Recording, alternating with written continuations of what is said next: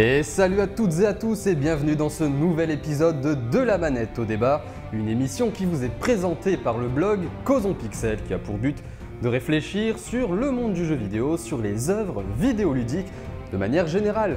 Alors vite fait on fait un petit tour par les vidéos qui sont sorties ce mois-ci. Alors nous avons deux vidéos sur Game of Thrones, Daenerys et la Destinée Manifeste, on en parlera peut-être un petit peu dans cette émission, ainsi que Game of Thrones et le point de vue des victimes et comment Game of Thrones, en fait, dans l'épisode 5, a réussi à nous montrer la souffrance des victimes et la souffrance des innocents. En article sorti, eh bien, nous avons aussi Daenerys et la Destinée Manifeste, ainsi que Game of Thrones et le point de vue des victimes, sauf que là, les articles vont plus en profondeur dans la réflexion et on passe notamment par la conception du mythe selon l'anthropologue René Girard. En autre article, eh bien, nous avons l'addiction aux jeux vidéo. C'est un article qui a pour but de quelque peu vulgariser ce qui s'est fait, ce qui s'est dit sur le jeu vidéo en essayant de déterminer le vrai du faux, le tout avec des appuis d'articles et d'écrits scientifiques cliniques. Et aujourd'hui, nous retrouvons Damien. Bonjour. Nous retrouvons Florian. Salut. Et Tiffaine nous revient. Oui, bonjour. Je suis de retour. Alors on va pouvoir commencer ce petit débat sur cette série qui s'est déroulée sur 8-9 ans. Ouais. Puisqu'il y a eu 8 saisons, mais il y a eu un an de battement, le temps de tourner cette 8e saison qui prenait des proportions colossales. Elle est probablement l'une des séries les plus marquantes de ces 10 dernières années. Elle est tirée des livres de George R.R. Martin, donc qui sont appelés A Game of Thrones, ou le Trône de Fer en français. Et alors, le premier point que j'aimerais aborder sur cette série, et c'est un point qui, moi, avait commencé à me tilter peut-être à partir de la saison 2. Tout a commencé avec un travelling. Alors, pour ceux qui ne savent pas ce qu'est un travelling, c'est un plan de caméra dans lequel la caméra se déplace en avant, en arrière ou sur les côtés. Et alors qu'on avait des plans globalement fixes dans la saison 1 de Game of Thrones, enfin, je ne sais pas si vous avez revu les premiers épisodes. Je t'avoue, si, j'ai revu il n'y a pas longtemps les premiers épisodes. Ouais. Enfin, tu vois, comme c'était filmé, c'était assez fixe, il y avait des plans qui étaient quand même assez courts. Oui, c'était assez simple. Ça restait très travaillé, mais on n'avait pas de plan. Il n'y avait pas de prise de risque en fait sur la première saison. Voilà, c'est ça, on restait quand même très classique. Et puis là, à partir de la saison 2-3, vraiment, j'arrive pas à me rappeler l'épisode, ça m'a fait tilt quand le premier plan de l'épisode a été un espèce de très lent travelling avant, donc la caméra se déplace vers l'avant. Et c'était une mise en scène, ça se passait dans une taverne, une auberge, et ça a commencé comme ça. Et tout l'épisode, il y avait des petits travelling qui servaient vraiment à étendre la mise en scène, à profiter du lieu à peu près à 360 degrés, j'ai envie de dire, même si c'est un gros mot. Et à partir de là, enfin pour moi, c'est à partir de là où la série a commencé à faire des effets de mise en scène de plus en plus impressionnants et de plus en plus mieux fichus. Enfin, je sais pas vous ce que vous en pensez de ce qui est devenu Game of Thrones dans l'évolution de cette mise en scène-là, qui était de plus en plus impressionnante. Non, mais tu as tout à fait raison. Au début, dans la première saison, on voit, comme tu disais, qu'il y a beaucoup de plans fixes et on sent que c'est beaucoup pour présenter en fait l'univers, les personnages et comment se déroule un petit peu l'histoire. Et qu'au fur et à mesure que tout ça se développe, au fur et à mesure des intrigues, on sent que l'équipe elle a voulu donner un peu plus d'importance à la mise en scène par rapport à la deuxième saison, à la troisième saison et plus tard aussi. Et que du coup, ça évolue avec la série. C'est ça, mais il y a aussi une question de budget. Forcément, une série, quand tu lances une série, c'est un pari. Donc on va tenter sur un pilote, puis une première saison, et on voit les audiences. Et là, c'est vrai que c'était plutôt concluant dès le début. Il y a eu énormément de gens qui ont regardé cette série. Encore que c'était pas gagné, parce que je crois que c'était les Inrecuptibles, en tant que visionnaires, ont dit que la série ne fonctionnerait pas parce qu'elle avait trop de personnages et trop d'intrigues. Ouais, bah de toute façon, les œuvres un peu de fantasy, il y en a très peu qui fonctionnent. Alors lesquelles qui fonctionnent, elles explosent tout. On pense au Seigneur des Anneaux au cinéma. Mais à part quelques exceptions, généralement, ça prend pas avec... C'est pas aussi autant populaire en tout cas. Bah, là, ça touche vraiment tout le monde. Que c'est surtout en séries télévisées, parce que des séries télévisées qui parlent justement de ces univers-là avec énormément de personnages, bah, en fait, il y en avait pas beaucoup qui avaient cette ampleur-là. Mais même au cinéma, des films fantasy... Il n'y en a pas non plus, avec un tel succès, qui fait autant d'unanimité, il n'y en a pas tant que ça. Et pas autant adulte, parce que le pari à la base de l'écrivain, donc George Martin, quand il a écrit Game of Thrones, c'était de faire des intrigues complexes avec beaucoup de rivalité entre les personnages. Amoureux de machin, veut le trône, mais en même temps a des affinités avec tel ou tel personnage. Et globalement, la fantasy, que ce soit Seigneur des Anneaux, mais en même temps, Game of Thrones et Seigneur des Anneaux fonctionnent dans 2 registres complètement différents. Donc, on ne va pas pousser plus loin, mais c'est juste vraiment pour prendre un exemple. Seigneur des Anneaux, l'intrigue reste très simple, très manichéenne. On a un méchant, Sauron, c'est les forces du mal, il vit dans les enfers, le Mordor. On va l'affronter, on gagne et paf paf, on couronne le roi. Game of Thrones, c'est un pari complètement différent de la fantasy qui se fait, on va dire, plutôt grand public et qui fonctionne de manière générale. Généralement, c'est très, on a le méchant, on a le gentil, on arrive à la quête, on a les héros qui ont du mal, etc. etc. Et Game of Thrones, c'est complètement différent et ils ont réussi à prendre le public avec une intrigue comme ça. Et ce qui est intéressant, c'est que par rapport à ce que tu dis, dans la fantasy, dès les premières saisons, on nous indique qu'il y a des aspects un peu fantastiques. C'est-à-dire, dès le premier épisode, on nous explique qu'il y a une espèce de force obscure qui menace les hommes. Mais au final, dans la saison 1, on n'en entend pas plus parler que ça. Et au final, on se concentre beaucoup plus sur les hommes et sur, comme tu disais, les intrigues, les différents complots, comment... Pendant longtemps, moi ça fait un moment que j'ai pas vu. On l'a peut-être pas dit en début d'émission, on va spoiler. Ah oui, voilà. On va carrément spoiler la série, donc si vous ne l'avez pas vue, regardez la série parce qu'on risque de vous gâcher beaucoup de surprises. Voilà, excuse-moi de t'avoir coupé. Mais ouais, non, t'as raison de préciser ça. Alors, moi, ça fait un moment que j'ai pas revu les saisons précédentes, mais je sais que je crois jusqu'à la saison 3 ou 4, on ne voit pas concrètement d'éléments fantastiques ou de fantasy. Et d'ailleurs, je me rappelle qu'à ce moment-là, c'est un peu bascule, et il y avait beaucoup de gens qui disaient « Ah, c'est bizarre maintenant qu'il commence à y avoir… » Je crois que c'était des marcheurs blancs, enfin une sorte de zombies qu'on voit au début qui attaquent la garde de la nuit. Et je sais qu'il y a beaucoup de gens qui disaient « Ah, c'est bizarre parce que pour l'instant, il n'y avait pas de ça, c'était des intrigues politiques, tout ça. Et maintenant, on met le côté fantasy et il est arrivé petit à petit. » Mais c'était tellement peu présent que ça fait bizarre à beaucoup de personnes. Alors que, comme tu dis, on en parle dès le début. C'est dès le premier épisode, ça, en fait, je trouve que ça met vraiment l'ambiance et ça donne en fait le ton de l'univers. Parce qu'on pourrait s'attendre à ce que cette série ne soit que médiévale et qu'il n'y ait pas de côté fantastique. Et en fait, rajouter ça et le mettre dès le premier épisode, dès les premières secondes, ça montre qu'on est dans une espèce de monde avec un côté un peu arthurien, des dragons. Puis de toute façon, dès le début, il y a Daenerys avec ses œufs de dragon. Oui, ça vient assez rapidement. Ouais. C'était déjà présent, ça. Voilà. Mais c'est une série qui, déjà, au niveau du scénario, pour les premières saisons, je crois, jusqu'à la 5, ça suit plus ou moins fidèlement, encore que je suis en train de lire le tome 4 des livres. Et il y a pas mal de différences qui commencent déjà à arriver. Mais c'est une série qui, au niveau du scénario, a réussi donc à tenir avec des très fortes caractérisations de personnages. On avait tous à peu près son personnage favori qui a fini par se faire oxyre à un moment ou à un autre. Parce que c'était rigolo aussi, ces paris-là de qui va survivre dans ce jeu de trône, parce qu'au jeu des trônes, soit on gagne, soit on meurt. Mais vraiment, moi, c'est un truc qui m'a marqué, surtout avec les dernières saisons. La mise en scène a explosé et je pense que là où ça a été indubitable, ça a été lors de l'épisode de la bataille des bâtards. Oh là là. Donc c'est l'épisode où Jon Snow affronte Ramsay Bolton, le bâtard de Lord Bolton, et c'était filmé mais de manière hyper viscérale. Enfin, la caméra était très proche de Jon, en plein milieu du champ de bataille. On savait même pas où aller, même Jon Snow était là en train de regarder partout. Bah moi j'ai eu l'impression qu'on filmait une bataille de la Seconde Guerre mondiale, avec ces soldats adverses, avec les casques, on aurait dit un peu… Quand tu les vois rapidement passer, ça fait un peu soldats… nazis de la Seconde Guerre mondiale. Quand tu as les flèches, les chevaux qui tombent à terre et te sortent de giclées de terre, tu as l'impression qu'ils se font bombarder littéralement. Et toute cette scène où Jon Snow il est sous un tas de cadavres, il essaie de se lever, pareil, tu as l'impression que c'est des soldats de la Seconde Guerre mondiale et c'était très frappant. Je pense que moi, cette bataille-là a eu le même impact que quand j'ai vu la scène du débarquement du film Il faut sauver le soldat Ryan de Spielberg. Je trouve qu'en termes de virtuosité, elle est au même niveau, vraiment. C'était impressionnant ce moment-là. Ça montre vraiment qu'on voulait mettre le spectateur au milieu de l'action avec Jon Snow et pas regarder la bataille de loin et regarder ce qui se passe de loin en fait. Et ça fonctionne avec la caractérisation des personnages, on est au plus proche des personnages, donc quand il y a une bataille, on est au plus proche d'eux. Non, oui, la mise en scène est…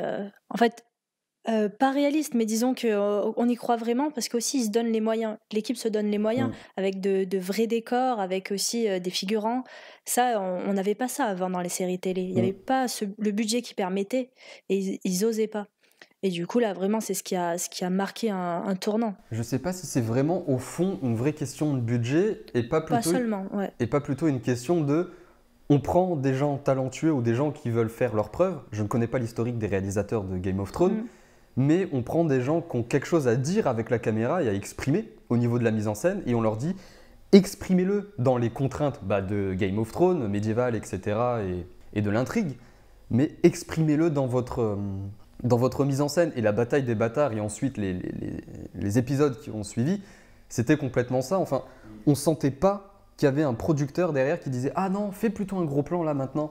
On sent plus le réalisateur qui a dit « Voici mon storyboard », donc on va dire la petite bande dessinée pour vraiment vulgariser, qui doit montrer les plans de caméra au moment du tournage et ceux qui vont être effectués. On a plutôt l'impression que le réalisateur a fait ça, a dit « Bah voilà, je vais faire ça et on va faire ça, toi tu vas passer là ». Un autre exemple de mise en scène pour soutenir ton argumentaire, je crois que c'est dans la même saison, la bataille des bâtards, c'est le suicide, alors je ne me rappelle plus son prénom, Tommen, du frère de Geoffrey, qui était un personnage sympathique parce que voilà, Geoffrey était complètement avait beaucoup de vices et un personnage très violent. En plus voilà, il n'avait pas respecté Sansa, donc tout un affect négatif dirigé vers ce personnage-là. Et lui, il était plutôt positif comme personnage, sauf que bon, voilà, il subit un peu les directives de sa mère. Et il y a cette fameuse scène où il se suicide en sautant du balcon de sa chambre. Et ce qui est très marquant, c'est que la scène, on est dans sa chambre, un peu au fond de la salle, en plan fixe. Alors il a toute une discussion, je crois que c'est avec Cersei, il me semble, une dispute avec sa mère. Je sais plus, je me rappelle pas de ça parce qu'il voit le sanctuaire exploser et il le regarde un long moment. Hein. Oui, mais je sais qu'il a une discussion avec quelqu'un. Et c'est avant en fait. Juste avant. C'est-à-dire qu'en fait, il a une discussion avant avec sa mère qui lui dit le sanctuaire il a explosé. Après, elle repart. On a un plan où on voit le garde et lui qui est tout seul. Et après, tu as un long plan où il est tout seul devant la fenêtre. C'est ça. Où il pose sa couronne. C'est ça. Et après, et ce qui est génial dans cette scène-là, c'est que la caméra reste fixe. C'est-à-dire que tu commences à comprendre ce que va faire le personnage. Et comme la caméra ne bouge pas, elle te prive de mouvement. Tu aurais envie de le retenir pour pas qu'il saute. Et là, le personnage est complètement indépendant de ta volonté. Il saute et tu le ressens vraiment parce que tu es figé par cette caméra fixe. On est impuissant. Et c'était génial. Enfin, tu l'as vraiment ressenti comme étant, mais non, ne fais pas ça. Quoi. Et surtout que le suicide aussi est anti-spectaculaire. Oui. Il pose juste sa couronne, il se met au bord de la fenêtre et il se laisse tomber. Il va pas faire un grand discours et un grand saut, machin. Il pose la couronne. Il marche, il va au bord de la fenêtre et il marque même pas un temps, c'est juste histoire de se laisser tomber. En plus, il saute pas, il se laisse tomber. Ouais, et ensuite je crois que ça fait générique de fin. C'est plus. Et c'était super bien réalisé pour te faire vivre le côté, voilà, t'as aucune emprise sur les choses. C'était bien vu ça. Donc ces petits trucs de mise en scène là, on n'hésite pas à faire de l'intimiste quand ça s'y prête pour Tommen ou alors du grand spectacle, mais du grand spectacle bien fait. Pas du spectaculaire pour le spectaculaire, bien qu'on y reviendra pour l'épisode 5 avec la petite bataille entre la montagne et Clegane. Mais en tout cas, c'est une série déjà qui marche dans l'optique de HBO, donc la chaîne qui produit la série, Home Box Office. Et cette chaîne, pour elle, c'est faire du cinéma à la télévision. C'est le pari réussi, hein. Vraiment. Oui, complètement. Ce que je trouve bien, c'est que tu as le côté quand même dynastie historique. C'est-à-dire que tu suis non pas un personnage, mais une famille de personnages qui ont une certaine vision des choses et tu les fais se confronter à d'autres familles. On n'est plus dans le schéma de un personnage contre un autre personnage, mais une famille contre une famille. Ça vient par contre directement des bouquins, parce que les livres, ce qui doit être intéressant dans la lecture des livres, c'est de lire seulement les chapitres du personnage que tu aimes pour avoir que sa vision. Parce que les livres Game of Thrones, c'est à chaque fois plusieurs personnages et on te raconte une partie de l'histoire avec son point de vue à lui à ce moment donné. Donc quand on te dit que tel personnage est mort, si ce personnage-là n'est pas au courant, il va continuer sa quête en pensant qu'il est toujours en vie et il arrive à un moment, il fait « Quoi ? Mais en fait il est mort !» Et ça rend les choses beaucoup plus intéressantes. Ça vient directement par contre des livres de Martin. C'est ce qui les a fait C'est ce qui a donné aussi ce succès-là. Oui, parce que la particularité de Game of Thrones, c'est qu'il n'y a pas de héros principal, en fait. Donc, c'était difficile à la base de s'attacher, et pourtant, ils ont quand même réussi à faire ça. C'est que chacun s'est attaché à son personnage, avec des petits changements aussi en cours de série. T'adores un personnage au tout début, et puis petit à petit, tu te rends compte que par ses actions, tu peux plus l'adorer, c'est plus possible. Et ça, c'est quand même très rare, il faut le dire. Et c'est vrai que ce que tu dis, Tiffen, le fait de faire évoluer le personnage et carrément le changer. Moi, la seule fois où je l'avais vécu, c'était dans Breaking Bad. Où Walter White, à la fin, il m'était détestable. Là, ne spoil pas Breaking Bad, déjà Game of Thrones, on fait un carnage. Voilà. Mais je veux dire, là où au début, avec la situation, on est vachement empathique et on en vient à excuser ses comportements, mais il tombe dans une perversion qu'à la fin, tu te dis, mais c'est bon, quoi. Enfin, il vaut mieux que le personnage meure, tu te souhaites sa mort. Parce que tu dis, il faut arrêter là. Et c'est très fort d'arriver à faire ça. Très très fort. Et ça, c'est les personnages qui ont eu des évolutions comme ça qui sont très intéressants. C'était les Lannister, Cersei et Jaime. Enfin, Cersei, entre la mère... Alors, dans les livres, on le comprend beaucoup mieux. Mais de toute façon, la série compte en elle-même. Tu comprends qu'après la mort de Joffrey, enfin, elle sombre. Et en plus, c'est une femme dans un univers où les femmes ne sont que des objets. Donc, elle a énormément à prouver. Elle est enceinte, donc elle veut... Si elle se fait marier à un lord tout pourri, elle sait que ses enfants vont avoir un truc tout pourri. Donc, elle a énormément de choses à prouver. Et pour ses enfants, tu comprends qu'elle est prête à tout, même à massacrer d'autres enfants pour les bâtards de Robert Baratheon. Où elle a envoyé ses soldats en ville pour tuer tous les bâtards. Et à partir de là, je pense que tout le monde s'est dit, elle est infâme, cette femme. C'est la vraie louve de l'histoire, finalement. C'est pas les Stark, c'est elle, la louve, qui protège ses petits, en fait. Parce que c'est sûr que quand on prend ce point de vue-là, oui, c'est sûr. Enfin, Cersei, elle était prête à tout, même à s'aveugler. Parce que quand Daenerys arrive, elle tranche la tête de Missandei, c'était pas nécessaire. Donc, elle se condamne toute seule. Parce que en même temps, elle est sûre de son pouvoir. Port-Réal n'est jamais tombé, le Donjon Rouge n'est jamais tombé. Elle y croit pas, elle y croit pas cette chute. D'ailleurs, si on peut vous expliquer aussi pourquoi elle ne peut pas croire que le Donjon Rouge est tombé, je vous invite à aller voir la chaîne de Mestre Thibaut, qui est un gars qui fait tout l'historique de Game of Thrones. Donc tout ce qui a été dit dans les romans, tout ça, il le répertorie et il en fait des vidéos de chaque moment, notamment quand les Targaryens ont commencé à prendre le pouvoir, etc. C'est super intéressant et je pense que ça devrait vous intéresser si vous aimez Game of Thrones. Allez voir, ça s'appelle Mestre Thibaut. Et dedans, il explique que oui, le Donjon Rouge n'est strictement jamais tombé à aucun moment. Il y a eu 2-3 sièges et les sièges n'ont jamais tenu. Et le moment où elle tombe, où elle se rend compte que son invincibilité, c'était qu'une illusion, ce jeu d'acteur de l'actrice, je ne sais plus comment elle s'appelle, elle a joué dans 300 ? Ouais. C'est la femme de Léonidas. De Léonidas. Ouais. Oui, sans un mot, elle arrive à faire passer tout ça, quoi. Juste en regardant ce qui se passe. Et puis surtout, ce qu'elle souhaite à transmettre, c'est le déni de la réalité. Parce que quand tu as sa main qui vient lui dire « Bon, il faut qu'on parte, parce que là, ça y est, c'est fini », et qu'elle voit le dragon au loin, elle dit « Non, mais c'est bon, excusez, le Donjon Rouge est jamais tombé, il ne tombera pas ». C'est du déni de la réalité. Et elle arrive à retranscrire ça. Très subtil, très fin. Il faut y arriver. Et c'est que dans le jeu de regard. Et cette évolution de personnage très secondaire, mais qui a énormément à prouver, qui aime son père, mais en même temps le déteste parce que c'était qu'un objet pour son père, Tywin Lannister, qui devient une reine implacable, en pleine guerre. Donc en plus, elle doit assurer son trône. Parce qu'au final, si on regarde vraiment d'un point de vue extérieur, Cersei, c'est un personnage royal qui hérite du trône et qui doit asseoir maintenant son pouvoir. Comme à chaque personnage royal qui récupère le trône, il faut qu'il fasse preuve d'autorité. Les bannerets essayent de se soulever, machin, et elle essaye d'asseoir son trône. Et en fait, dans l'histoire de Game of Thrones, ça s'est passé plein de fois. Plein de fois. Encore une fois, allez voir la chaîne de Mestre Thibaut, vous allez voir. Pour, à la fin, ensuite, s'effondrer totalement et dire juste « Je veux que mes enfants vivent ».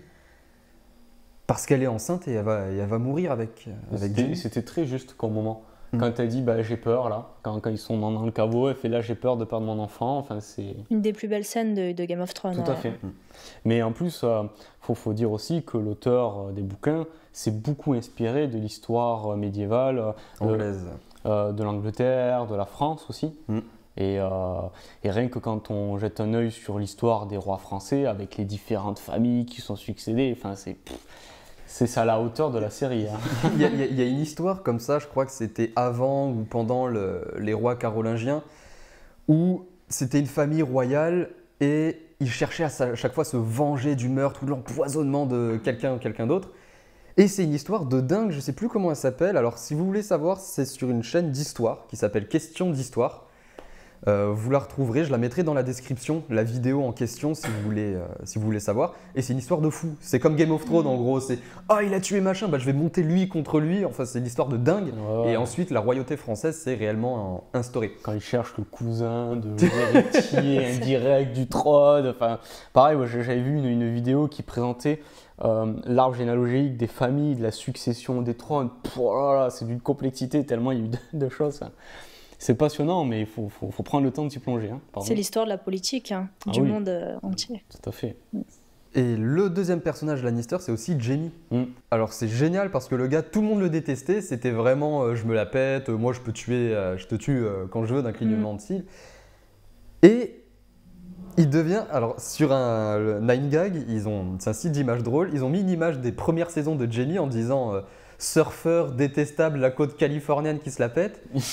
Et à côté, ils ont mis une image de sa tête après qu'il se soit fait couper la main et qu'il ait vécu énormément de choses. Ils ont mis survivant de la guerre d'Irak.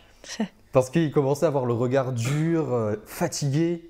D'ailleurs, ils ont fait un très beau travail, c'est avec aussi les costumes et le maquillage. Je ne sais pas si vous avez revu le tout premier épisode de la série, avec le tout dernier.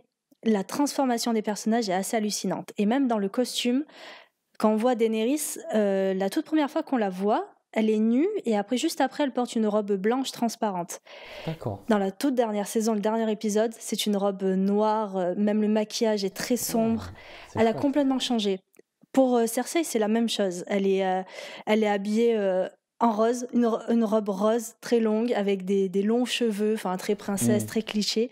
Et la dernière saison, c'est la robe rouge, très dure, même le regard est totalement différent. Les cheveux courts. Mais il y a même un moment la robe noire qui fait beaucoup penser à un uniforme carrément militaire, quoi. Ouais, enfin, c'est une série qui a une superbe évolution et tous les personnages, après, bon, Jon Snow, de ce que je comprends dans les bouquins, il n'est pas du tout joué comme Kit Harington actuellement. Parce que j'ai toujours eu du mal avec ce personnage, sauf dans la dernière saison, parce que il est toujours en Yes, I must protect the wall. No, I know nothing. Yes, I must protect the wall. Il est toujours comme ça, il a toujours un air de chien battu. Et là, par exemple, je suis en train de lire les bouquins, et à partir du moment où il est Lord Commandant, Jon Snow, il est très dur. Enfin, il le décrit, il est toujours très, très aimable avec ses amis et tout ça. Mais la façon dont l'auteur te le décrit, tu sens que c'est Jon Snow, Lord Commandant. Il dit un truc, c'est ça et c'est pas autre chose. C'est quelqu'un qui a une énorme assurance. Et là, c'était chiant parce que pendant 7 saisons, il est tout le temps « Yes !» No. C'est un peu comme s'il était toujours hébété de ce qui était en train de lui arriver. Enfin là, Jon Snow, à chaque fois, il semble surpris de son destin. Et jusqu'au bout. Et finalement, il se fait avoir par ça, quoi. D'un côté, ça fonctionne bien parce qu'il n'arrive pas à prendre de décisions tout court. Il n'y a que lorsqu'il est soldat, qu'il est capitaine d'un bataillon, qui prend les bonnes décisions. C'est un homme de guerre, c'est un soldat. La bataille des bâtards, il a pris des décisions. Quand il était roi et qu'il fallait agir contre un ennemi, là, maintenant, tout de suite, il a pris toutes les bonnes décisions. Ne pas châtier les familles qui avaient trahi, par exemple, enfin les enfants des familles qui avaient trahi, en montrant le pardon et qu'il fallait unir, etc. Pour unir les gens, il était très bon, mais après, il était pourri sur le reste. Mais ça fonctionnait avec ce personnage-là qui trouvait jamais sa place. Parce que sa place, c'était dans le vrai Nord. Ouais, de toute façon, le personnage de Sansa était un peu là pour ça aussi, pour contrebalancer le côté qu'il n'était pas très politique en fait. Il n'était pas dans les complots, dans les manigances. Lui, c'était vraiment le personnage un peu simple et un peu vrai, contrairement à Sansa qui, elle, a eu une évolution pour la transformer et la faire devenir un personnage plus politique. Politique, mais ce qui est intéressant chez Sansa, c'est qu'elle ne cherche pas le pouvoir. Elle cherche à sauver le peuple du Nord, mais elle ne manigance pas pour récupérer le trône. Par exemple, quand c'est Jon qui a le trône, elle laisse Jon, bon, elle n'est pas d'accord avec lui, elle le dit, mais c'est pas dans un but de le déstabiliser. D'ailleurs, elle s'excuse quand il lui dit « t'es en train de me déstabiliser ». Et c'est pour ça qu'elle a le pouvoir, parce que le pouvoir dans le Nord, parce que ceux qui ne cherchent pas le pouvoir, comme dans Le Seigneur des Anneaux, l'ont, s'ils sont destinés à l'avoir. Mais après, ça, c'est dans les 2 derniers épisodes, on va pas spoiler la suite de l'émission. D'ailleurs, pour Sansa, dans le premier épisode de la série, c'était la petite fille qui apprenait à coudre quand même. Avec sa maman. ouais. Ah oui. Voilà. L'évolution quand même de ce personnage aussi, il est flagrant. Hein. Déjà à partir du moment où, alors je crois que c'est dans l'épisode 7 de la saison où son père meurt, tu vois qu'il y a un changement dans le personnage qui passe d'un statut de petite princesse à victime de la politique et qui va au fur et à mesure évoluer pour s'intégrer dans ce monde de politique-là. Et apprendre surtout. À apprendre, Ah, voilà, ouais. des plus grands. Elle le dit, j'ai bien appris de Cersei, à voir comment elle agissait et tout ça. Effectivement, elle a très bien appris. Le passage de Littlefinger, on s'en souviendra. Oui, voilà, j'allais dire, avec Littlefinger aussi, ça a été... Et en plus, c'est une série aussi qui n'hésite pas à faire des petits effets de montage, enlever une scène, par exemple la scène où on découvre que Littlefinger a trahi tout le monde et que c'est à cause de lui qu'il y a le bordel. Elle a été enlevée alors qu'une série, on va dire normale, entre guillemets, grand public, aurait laissé la scène pour expliquer aux spectateurs, parce que c'est vrai, le spectateur est trop con, il n'a pas de cerveau, oh mon Dieu. Bah, ça joue Il ne beaucoup peut pas sur réfléchir. ça joue. Bien sûr, je suis ironique quand je parle. Je tiens à le préciser. Oui, on voit pas ton sourire au micro. Et oui. En même temps, rappelez-vous Tokyo Ghoul. Les non-dits. Comment les gens peuvent passer à côté des non-dits. Revenez à YouTube versus Voilà. la télévision. En Mais- même temps, c'est pas Mais faux. bref, là, ils ont fait le choix d'enlever une scène entière et de laisser cette surprise. Et d'ailleurs, elle fonctionne. Quand ils sont assis, là, ils font Littlefinger, je sais plus comment il s'appelle. Ah oui, Lord Baelish. Et tout le monde fait des gros yeux. Ah, on fait le procès de Lord Baelish, mais pourquoi? Et qu'ils citent tous ses crimes. Non! Bah ouais, ils ont la corneille à 3 yeux maintenant. Enfin, Oui. scénaristiquement, bon, ça reposait sur le livre, donc c'était très calqué sur le livre. Et après, il y a eu commencé à avoir des raccourcis parce que il manque 2 tomes pour terminer les livres actuellement. Bon, je pense qu'on a fait le tour peut-être là, niveau mise en scène, évolution de la série. Ouais. Ouais, les grandes lignes, ouais. Ouais, casting très bien choisi, les costumes admirables. Les décors, hein, ils ont tourné quand même dans le monde entier finalement. Ils en Ouais, sont en allés décor, chercher les En décors. Espagne, beaucoup. En Je sais- Irlande, en je sais Écosse. plus, en Espagne. Malte, où. il me semble aussi. Ouais. Mais Ouais.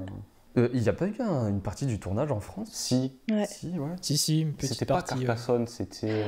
Dans le non, dans le Vaucluse, non, je crois qu'il y a eu quelque chose. En tout cas, oui, c'est sûr qu'ils ont mais ils ont vraiment ouais, cherché. En France aussi, Il y a Perpignan, je crois, qui avait même postulé pour être dans je crois. un lieu de tournage de Game of Thrones. Ah ouais, ils ont essayé d'avoir des décors réels le plus possible. Rien que ça joue forcément. Ils n'ont pas cherché à tourner dans des studios. Enfin, Ce qui rappelle un peu le Seigneur des Anneaux Oui. aussi, les films de James Cameron avec la Nouvelle-Zélande. c'est ça.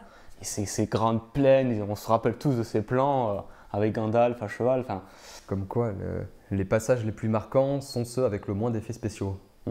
Et oui, on y croit plus. Oui, mais ça sera un autre débat, oui. Après, même, j'ai envie de dire, Walking Dead. on peut quand même parler des effets spéciaux de cette série quand même qui sont bien réalisés. Je veux dire, ne serait-ce que tu vois la différence entre les premières fois où tu vois les dragons et les dernières fois où tu les vois. Notamment, il y a un plan où Jon Snow passe sa main sur le dragon. Tu sens vraiment qu'il y a une texture, que ça vit, que ça bouge. Et en fait, ça, c'est de la 3D. Tout ça, Ouais. ça n'existe pas. Mais même la première apparition des dragons était convaincante. Parce que moi, je me Oui. rappelle, je sais plus quelle saison de Walking Dead, où ils mettent en scène une horde de zombies. Alors, les premiers rangs, c'est des figurants. Et à partir de je sais plus quel rang, c'est de l'image de synthèse. C'est dégueulasse. Et comme tu le soulignes, est-ce qu'il faut s'amuser à faire le comparatif avec The Walking Dead au même moment, en sachant que pour les 3 premières saisons, The Walking Dead était le concurrent direct de Game of Thrones. Enfin, ça se jouait à peu de choses. Un coup, c'était Game of Thrones qui passait, un coup, c'était The Walking Dead. Et dès que le gouverneur est mort, Ouais. forcément, c'est très manichéen, The Walking Dead. Hein, donc, bon, dès que le gouverneur est mort, ça s'est viandé. Ils ont changé 2-3 fois de showrunner, donc le mec qui fait la direction artistique, entre guillemets, de la série. Et c'est devenu un espèce de truc de mormon. Je sais pas pourquoi. Non, mais la saison 8, ils construisent le village mormon typique. Putain. Enfin, tu te souviens quand on avait regardé, Ouais. t'as le forgeron, t'as l'église, tu vois qu'à un moment, ils construisent une église. Oh, c'est l'apocalypse. Il y a autre chose de plus important. Non, surtout ce qu'on disait tout à l'heure, dans Game of Thrones, ce qu'ils ont réussi à faire, c'est garder les acteurs du début à la fin. Pas tous. Il y en a qui ont changé, été changés. ouais. Vraiment, les acteurs principaux sont restés. Alors que The Walking Dead, il me semble que Rick Grimes Il en avait marre. est parti. Ah oui, Ouais. j'ai appris ça. L'acteur principal, quand Il même. prend un hélicoptère, il se casse. Ouais, c'est ça. Non, mais ça veut tout dire quand même d'une série. Quand un acteur, l'acteur mais- principal part. Moi, The Walking Dead, il y a un truc qui... C'est là que tu vois que la série est maladroite. C'est assez tardivement, saison 7, je crois, on tue Glenn, qui est un des personnages qu'on connaît depuis la saison 1. On est très attaché à ce personnage. Il noue une relation d'amour avec Maggie. Et le deuil de Maggie, on s'en fout complet. C'est très peu traité. Alors qu'elle était censée avoir ce côté un peu cathartique de nous, où on fait le deuil avec elle et on s'en fout. Bah, The Walking Dead, en fait, C'était chaud, quoi. c'est dramatique comment la qualité d'écriture. Attends, ils ont fait mourir. Spoiler The Walking Dead aussi. Ils ont fait mourir Carl, mais l'ont remplacé par une petite fille encore plus relou. Et ils ont réussi à viander Negan. Ah ouais, regardez la 2e saison si vous avez aimé Negan. Maintenant. La deuxième saison, la Oui. saison 8. Enfin, la saison 8, Voilà. ouais, pardon, ouais. Moi, je sais pas, j'ai pas vu la saison 8, je me suis arrêté à la fin de la saison 7, moi. Ah ouais, bah. Mais C'est c'est vrai que dramatique là. C'est vrai que c'est marrant de comparer les deux et de voir le déclin de l'une. À ce point-là, si par exemple je suis aussi virulent avec The Walking Dead, c'est que des fois il y a des plans, il y a des erreurs techniques au niveau du plan. À un moment, il y a un recadrage flou. En gros, tu vois qu'ils sont en train de retoucher leur zone de flou et de recadrer trop rapidement pour que ça soit réellement poursuivre le personnage. Et tu sens que c'est une erreur technique qui est restée au montage. Alors, ils ont dû faire une quinzaine de plans, ils ont gardé celui-là, je ne sais pas par quel miracle. Ou alors, en plus, c'était même pas un plan nécessaire, ils auraient très bien pu couper. Et, attends, j'ai 2 minutes. Et aussi, j'ai oublié, c'est pas grave. Non, ouais. Non, et puis même au niveau des costumes, The Walking Dead, ça n'a rien à voir avec Game of Thrones. Bon, tu sens que le budget a été bien diminué, mais quand même. Quand même. Ouais, Ouais, c'est c'est- catastrophique. Enfin, quand tu vois les mecs arriver avec leur cheval et leur plastron en plastique acheté Ouais. chez Jiffy. Les perruques, Oh, tout la est flagrant. chevelure de Carole, c'est. Mais vraiment, mais c'est dingue. Elle est- c'est. Enfin bref, on va s'arrêter. Là, on Ouais, parlait de j'allais Game j'allais of dire, on Thrones. a fait une petite aparté. Mais pour le, Non, mais mais c'est- pour le comparatif, c'est. Je pense que c'est important quand même, parce que comme tu as souligné, elles étaient concurrentes. Moi d'ailleurs, j'ai découvert Game of Thrones et Walking Dead en même temps, parce qu'on parlait des séries en même temps, et je pense qu'on est beaucoup à avoir fait ça. Donc voilà, c'est bien de me remettre en contexte en tout cas. Voilà. Bon, on a fait un petit peu le tour. Alors, du coup, Game of Thrones a créé des hymnes. Enfin, tout le monde se souviendra, je pense, du thème principal de Game of Thrones. Tout le monde le chantera, le sifflotera. Il y a eu des remasters, enfin des remixes à tout bout de champ. Ramin Djawadi, on n'a pas parlé des musiques, Ouais. bon, on en parlera après la pause musicale. Ramin Djawadi, compositeur de Game of Thrones, est très ami avec un certain chanteur. Les fans de néo-metal doivent le connaître, puisqu'il s'agit de Serj Tankian. Et ces deux amis-là ont repris l'un des hymnes de... Tu peux De préciser Game le of groupe Thrones. quand même. Pardon, excuse-moi, System of a Down. Voilà. Groupe mythique s'il en est. Eh bien, Serj Tankian a chanté pour Ramin Djawadi et a repris les pluies de Castamere, si vous avez écouté en français, ou pour les plus anglophones, The Reign of Castamere. Eh bien, on va s'écouter cette chanson-là, Serj Tankian et Ramin Djawadi pour Game of Thrones avec The Reign of Castamere.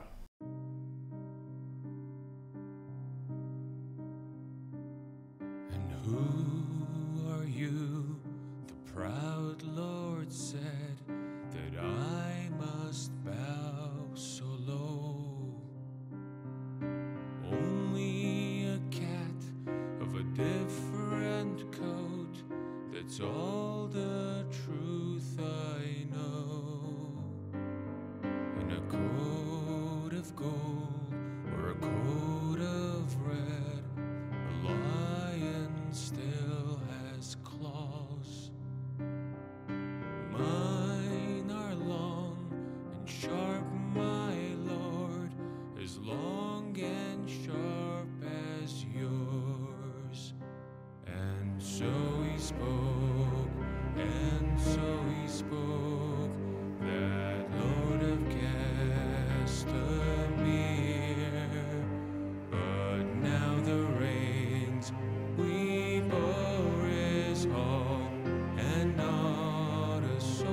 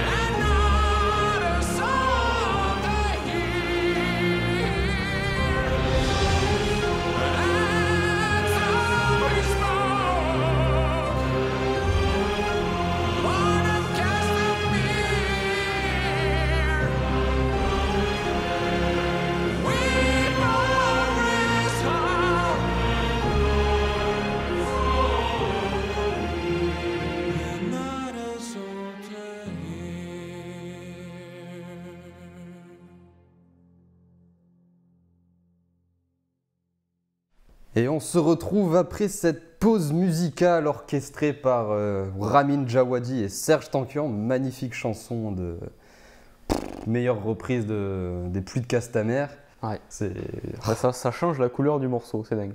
enfin la voix portée par ce chanteur-là, c'est assez génial avec toute cet orchestre symphonique. Ça résume parfaitement Game of Thrones et ce qu'il va se passer dans cette dernière saison. Quelle transition. Son flot de mort, de tristesse, de déception.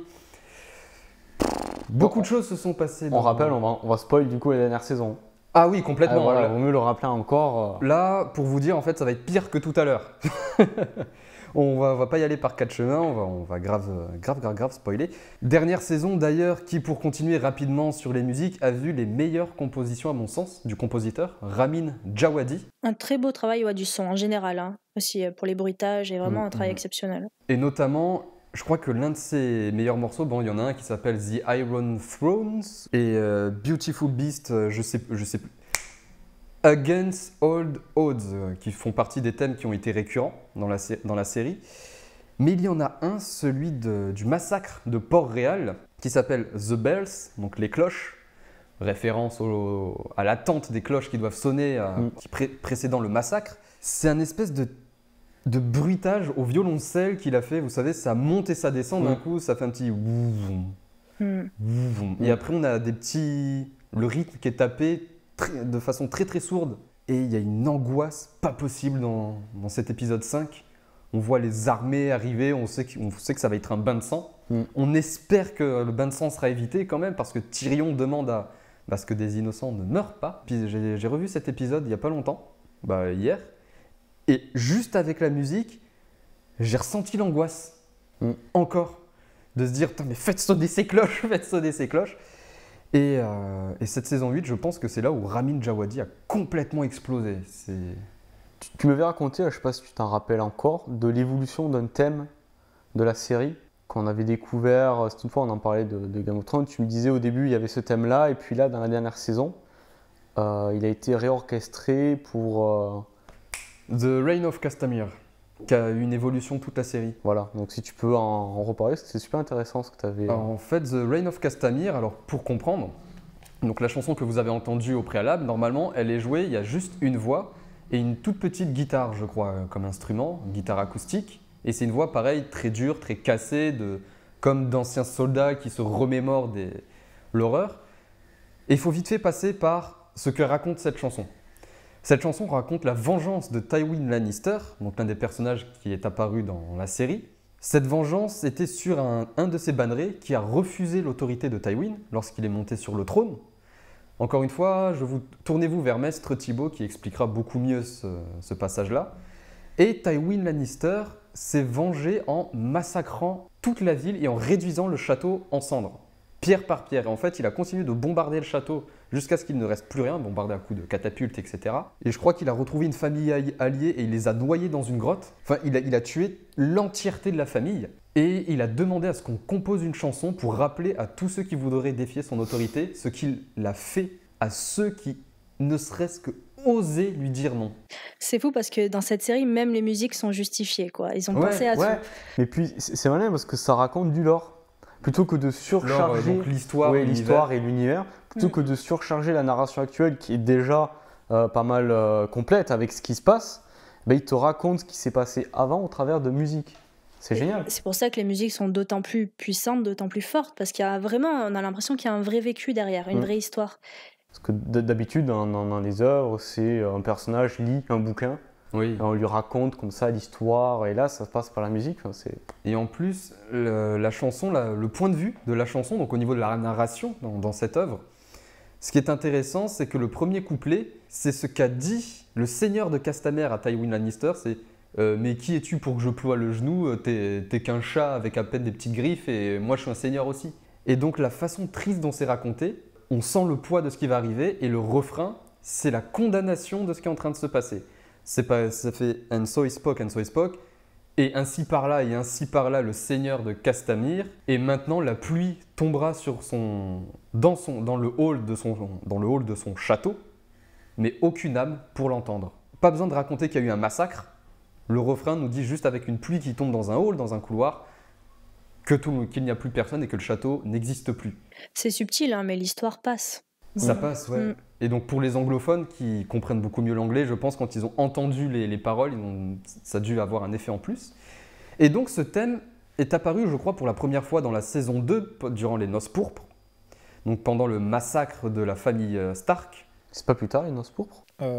Si, je crois que c'est un peu plus tard. Ah non, c'est dans la saison 2. Déjà? Bah oui, puisque Eddard Stark est mort dans la saison 1, et là c'est le deuxième événement qu'a marqué Game of Thrones. Ah ouais, putain, je les voyais plus loin, moi. Pareil, moi Il va aussi. falloir que je me refasse un. Ça, j'en suis sûr, mais peut-être dans les commentaires, si on sait jamais, parce que Ah je ouais. peux me tromper, mais pour moi c'est la saison 2. Oui, les parents Stark, de toute façon, sont morts très très vite. Hein, ouais. Ouais. Bah, c'est ce qui a lancé ensuite beaucoup d'événements. C'est entendu là. Et donc, quand on connaît l'histoire de Game of Thrones, qu'on entend le thème la chanson de Reign of Castamere jouée pendant les noces, on comprend ce qui va se passer. Et là où c'était une petite voix avec juste des petits morceaux acoustiques, enfin rapidement, le thème a eu une petite évolution par la suite dans la série, où il a été un peu plus orchestré, on l'a entendu avec un peu plus de violon, pour ensuite, et je pense que c'est le stade final des pluies de Castamere, c'est quand Cersei fait exploser le septuaire, ce n'est pas les pluies de Castamere qu'on entend, parce que c'est exactement la même histoire, on a osé défier Cersei, une Lannister, et elle s'est vengée en massacrant tout le monde, de façon efficace, puisqu'elle a fait exploser la cathédrale. Et là, c'est la musique qui s'appelle Light of the Seven qui est lancée, qui a marqué aussi, qui marque, je pense, la série. Très belle musique au piano. Et quand Cersei meurt avec Jaime, on entend un mélange des pluies de Castamere et de Light of the Seven. En fait, c'est un peu comme si, c'est mon interprétation, elle vaut ce qu'elle vaut, hein, mais comme si Cersei, avec son carnage qu'elle a fait en faisant exploser, je dis la cathédrale parce que c'est un septuaire, excusez-moi, enfin cathédrale, septuaire, quand elle a fait exploser, elle a écrit son histoire d'un coup, même vengeance que Tywin Lannister, elle a détruit tous ses opposants d'un coup, mais au moment où elle vient de mourir, il y a une espèce d'ironie dans le truc. T'as osé défier quelqu'un d'autre, bah, là ici Daenerys Targaryen qui avait des dragons, ton château brûle, s'effondre, comme t'as brûlé le septuaire, il y a une espèce d'ironie. La sentence est tombée. Ouais, et la sentence en plus jouée par deux chansons en même temps qui marquent les plus grosses morts de Game of Thrones et tout le drame de cet univers. C'est mon interprétation des pluies de Castamere. Je vous invite à écouter, à faire la vôtre et à me dire excusez-moi, de dire si vous êtes d'accord ou qu'est-ce que ça évoque pour vous. Eh bien, cette chanson-là. Alors, cette saison a aussi vu une bataille qui a marqué, puisque c'était la bataille de la longue nuit. Ouais. Qui a été très décriée aussi. Hein. Éprouvant. Ouais. Éprouvant comme bataille. Si durant l'épisode vous êtes demandé une seule fois mais comment ils vont s'en sortir, c'est bon, l'épisode a marché. Parce que je pense que c'était l'intention. Et ce qui est fou, c'est qu'on se dit ça dès les 2 premières minutes. Ah ouais, tout à fait. Enfin, de la bataille, je parle. Parce qu'en plus, il montre un plan sur une table, le plan de bataille, et il matérialise l'armée des morts par des petits pions. Et ces petits pions sont partout autour de Winterfell. Tu fais... Ah, ça va être compliqué. ça va être compliqué. Et oui, cette bataille était décriée parce qu'ils envoient direct la cavalerie alors qu'on voit rien. Après, la question, c'est vous voulez faire quoi? C'est surtout que la question, c'est que quand tu as de la cavalerie, si tu la mets derrière les murs, à quoi ça sert? Voilà. Bah, déjà. Je veux dire, en fait, elle n'aurait pas servi à grand chose, parce qu'en fait, il y a tellement de morts que encerclement, et après la cavalerie, tu vas faire quoi? Mais ça, de toute façon, c'est un problème qu'il y a en ce moment. Enfin, ça s'est beaucoup exacerbé par rapport avec Internet. C'est l'idée que les gens, leur seul angle d'approche d'une œuvre et on va dire d'analyse, c'est de pointer du doigt les incohérences, mais à un niveau chirurgical du scénario. Les gens en restent à ça, pour expliquer en fait des choses qu'ils n'aiment pas ou peut-être qu'ils n'ont pas compris. Ils s'attaquent à ça, alors que des fois, c'est pas forcément le plus important. En anglais, je crois que c'est le mot plot qu'ils utilisent pour ça. Enfin, j'avais une vidéo, le mec disait mais arrêtez de faire ça. Et il remettait un peu en contexte historique, il disait que c'était à la base, c'était parti d'un article humoristique sur un site anglais, un peu parodique, qui s'amusait à relever les incohérences des scénarios. Et en fait, ça s'est généralisé et maintenant, c'est habituel, que ce soit sur YouTube ou sur Internet. Le côté, on avait parlé par rapport à, je sais plus si c'était YouTube, sur sa télé, le côté un peu putaclic. On attire les clics en pointant les incohérences et voilà. Les gens s'arrêtent sur ça, c'est-à-dire à la surface. Ouais, mais ça, au fond, c'est symptomatique d'une série qui a réussi ou d'une œuvre qui a réussi. Parce que si en plus les gens sont fans, plus il va y avoir des gens qui la décrient. Et Oui. c'est plutôt bon signe pour elle. Oui, non. Effectivement, ce que ça montre, c'est que ça fait vivre des émotions aux personnes. C'est tellement une fanatisation de cette série qui est Ça, c'est clair. hallucinant. Après, leur manière de... Enfin, les arguments qu'ils utilisent sont plus ou moins intéressants, mais... Parce bon. que le truc, par exemple, pour la bataille de la longue nuit, ils ont fait venir même des historiens militaires en disant ouais, mais on fait pas comme ça, même pour le siège de Port-Réal, on attend le siège et tout. Bon, Oui, mais- déjà, c'est une série de fantasy. C'est Pour le ça. siège de Port-Réal, ils avaient peut-être pas envie de se faire assiéger et donc de briser le siège dès qu'ils pouvaient parce qu'ils étaient en supériorité numérique. Donc ils vont pas attendre de se faire assiéger pendant 4 ans. Puis mon gars, c'est quand la dernière fois que t'as combattu un dragon? Enfin, explique-nous. Parce que tes compétences de terrain, là. Surtout qu'ils n'ont pas les arbalètes géantes comme à Cersei. Ouais, oui. Ouais. Donc forcément, oui, tu sais que la nana elle a un dragon et que en plus Cersei, elle dit, je peux le fracasser le dragon avec un coup d'arbalète.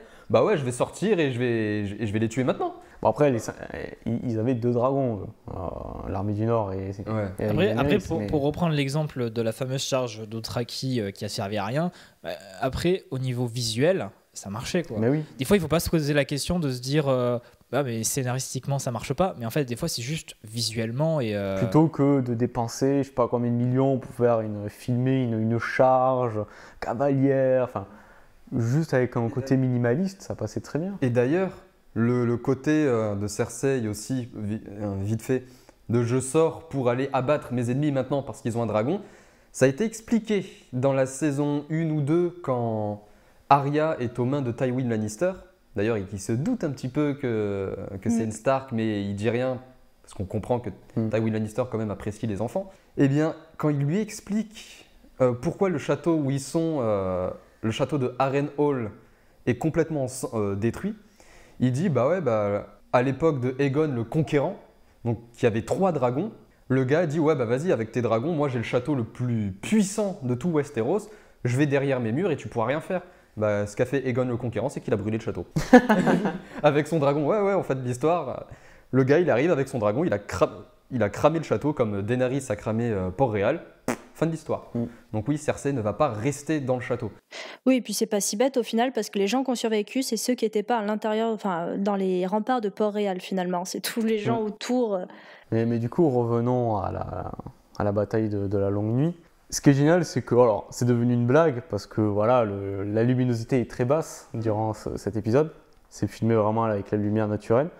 Mais à la fois, il y a une intention artistique et à la fois, il y a des compromis au niveau de la technique. On en revient à Walking Dead, mais l'armée des morts-vivants, en mettant l'épisode si sombre et en ne voyant que les 3-4 premières rangées de figurants qui sont déguisés en morts-vivants, le reste de l'armée est évoqué par le sound design et ton imagination. Sound design, donc tout le son ambiant. Voilà. etc. Alors effectivement, ils avaient commencé à le visualiser avec ce que tu disais, avec la table militaire, en te montrant que l'armée était répandue, mais avec cette idée de faire la bataille dans la nuit et vraiment opaque comme ça, le reste, on n'a pas besoin de le voir, on nous le suggère. Et ça déjà, c'était génial. Et puis deuxièmement, le fait de ne pas trop discerner, enfin, quand les morts-vivants sont dans Winterfell, effectivement, quand l'épisode est en noir et orange avec les flammes, on distingue même plus qui est les alliés, qui est les ennemis, mais c'était absolument bien vu pour faire ressentir le côté grouillant, implacable de l'armée, le côté chaotique. Enfin, je pense qu'il n'y avait pas meilleur choix que faire celui-là. Et puis je trouve que c'est une super leçon de mise en scène par rapport aux justement longs métrages qui sortent au cinéma et qui veulent tout montrer et qui ne produisent aucune émotion. Raconte-nous un peu l'analyse de la séquence du chef, là, le Seigneur de la Nuit, qui relève les cadavres avec le fait qu'ils aient joué avec la focale pour écraser les distances. Ah oui. Explique ça, c'est génial aussi au niveau technique. Parce que, par exemple, alors les caméras ont ce qu'on appelle des focales. Elles sont de plusieurs millimètres et plus on a une longue focale, je passe à très gros trait, plus on a une longue focale et plus les distances sont écrasées globalement. On va en rester là pour le moment. Donc désolé les experts en cinéma, mais bon. Et il y a un truc qui est hyper intéressant, c'est que quand Jon s'apprête à charger le roi de la nuit, on a l'impression qu'il est pas loin. parce qu'on utilise une grande focale. Et puis, quand le roi de la nuit lève petit à petit les morts, eh bien, il y a un changement de focale et tu te rends compte mais qu'il est à 500 mètres de lui. Et tu fais, ah ouais, mais ça servait à rien de courir. Puis le côté désespéré du moment, Oui. tu le ressens, quoi. Ouais, c'est là, tu fais, ah, il est pas loin au début. Il court, il commence à relever les morts. Et là, tu vois qu'en fait, il y a une énorme distance qui les sépare. Et c'est juste un jeu de focale. Il n'y a pas eu besoin de trop éloigner les personnages. Et t'es là, tu fais, ah ouais, mais c'est désespéré. Jette ton épée ou j'en sais rien. Jette-toi sur ton épée. Fais quelque chose. Pour reprendre ce que tu disais par rapport à l'effet grouillant, vraiment le fait que ce soit pas bien éclairé et l'espèce de marée de zombies que l'on voit, ça donne vraiment cet effet il y a une espèce de vague qui se fracasse contre les murs du château et qui vient engloutir vraiment... Et sans avoir besoin de créer la moitié de l'armée en image de synthèse, voilà. avec le risque que ce soit pas beau, comme ça a été le cas dans The Walking Dead. Ça Juste, s'appelle... Pardon. on le suggère. C'est l'intelligence de la mise en scène, quoi. Et c'était vraiment bien vu. En plus, la vague de zombies qu'on voit arriver sur les Puinés, la mise en scène est chouette parce que t'as l'impression qu'ils surgissent de la nuit. Plus qu'il fait très sombre, tu vois une vague, t'as l'impression qu'elle est arrivée d'un coup. Tu fais wow, qu'est-ce qui se passe là? Et tu les vois surgir et les Puinés, ils sont juste en formation phalange. Ils se font dévorer comme ça, enfin dévorer par la nuit. Puis c'était pas le roi de la nuit à la base, donc je veux dire, ils ont respecté ça. Oui, mais non, fallait faire une nuit américaine, bleue, voilà, très très bleue, pour qu'on voit tout, parce que dans la nuit, moi, je vois tout. Moi, j'ai des yeux de noctambule. Ok, je suis un hibou. Puis c'est bien connu, à la guerre, t'as le temps de tout voir. Bah oui. Ah oui, forcément, tout le monde a été à la guerre, non, dans Battlefield. Ah non, enfin, c'est... Et en plus, ce truc aussi, ça a révélé quelque chose, c'est que ne regardez pas des séries qui ont une qualité de mise en scène incroyable. Regardez-les sur votre écran de télé. Regardez-les à la rigueur sur un écran d'ordinateur confortablement installé. Les regardez pas sur une tablette. Prenez-vous, jouez avec votre sentiment de j'ai envie de le regarder, que je vais attendre. Dites-vous, je vais attendre chez moi, le regarder dans les meilleures conditions au monde, avec le son s'il faut, etc. Mettez-vous devant votre écran. Ne mettez pas la luminosité au minimum, mettez-la normale parce que ça a révélé que les gens regardaient plus souvent sur tablette, etc. les séries, mais c'est pas les meilleurs écrans pour regarder une série cinématographique. C'est vrai que oui, c'est compliqué de regarder du cinéma sur smartphone. Enfin, c'est un peu ce qui est compliqué avec HBO. C'est un super pari, mais oui, c'est des films de cinéma qui devraient se regarder dans des salles. Et c'est vraiment cet épisode-là et l'épisode, l'attaque de Port-Réal, c'est des instants qu'ils ont voulu nous faire vivre sur 1h30. Et c'est équivalent à un film, comme tu le disais. Il y a beaucoup de blockbusters qui n'arrivent pas à cette prouesse, à cette virtuosité. Blockbuster, film à gros budget, au cas où je préfère rappeler. Par exemple, pour le remettre dans le contexte, il y a eu Avengers Infinity War partie 2 là, qui est sorti, alors c'est Endgame, excusez-moi. Là où on s'attendait aussi à vivre une bataille finale un peu apocalyptique, parce que c'est quand même le sort de la moitié de l'univers qui est en jeu, on se retrouve avec 20 minutes de bataille lambda. Enfin, Game of Thrones a explosé Endgame, juste avec cet épisode-là et les 2 épisodes qui amènent. Juste en 3 épisodes, elle a atomisé Endgame en termes d'enjeu, de mise en scène. Alors que Endgame, il y a tellement d'effets spéciaux qu'au bout d'un moment, on n'y croit plus.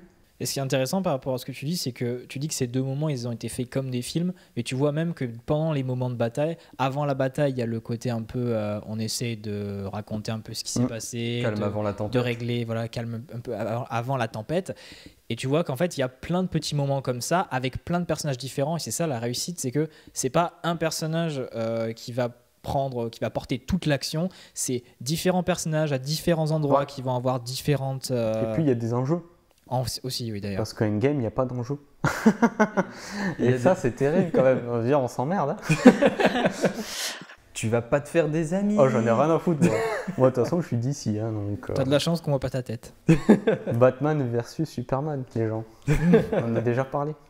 Et ce que tu dis là sur le calme avant la tempête, c'est bien parce que ça crée des moments intimistes. Ouais. Quand Jaime Lannister, le sauvageon barbu roux, qui s'assoit à côté de Brienne et qui boit son pichet de bière là devant elle, qui s'en met partout et qui fait j'ai été élevé par un géant. Le dialogue complètement abscon. Alité par une géante.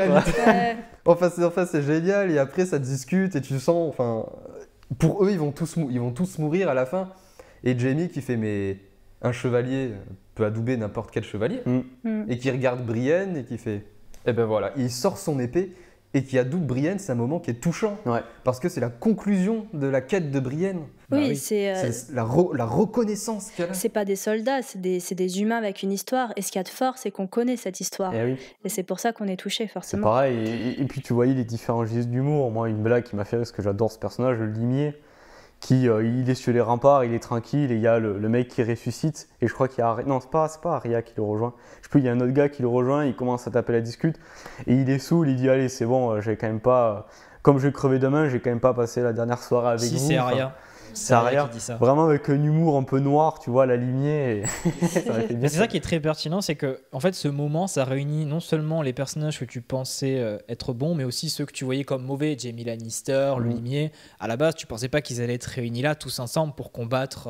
Pour ça. combattre le mal ou pas?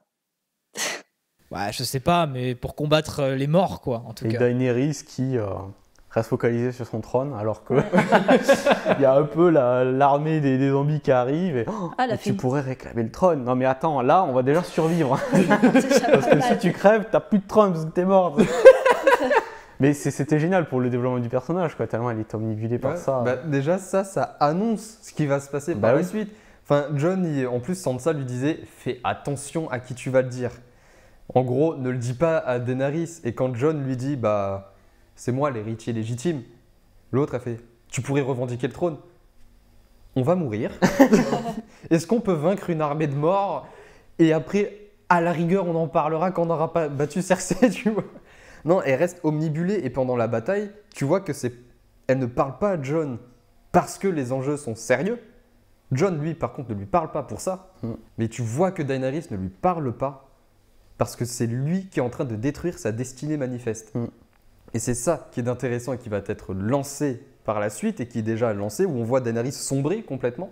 Malheureusement, c'est vrai que c'est expédié, ces passages-là. On voit qu'il y a pas mal de raccourcis, alors qu'avant, on aurait pris peut-être un peu plus de temps pour exprimer, faire des plans de bataille.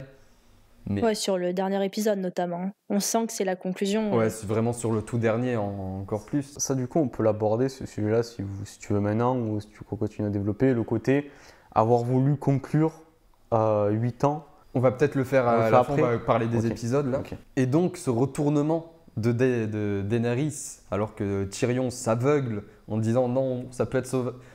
Elle peut être sauvable, on peut la raisonner. Jon qui ne veut pas du trône, alors que je pense que la plupart des spectateurs disaient prends le trône, ça va être un carnage.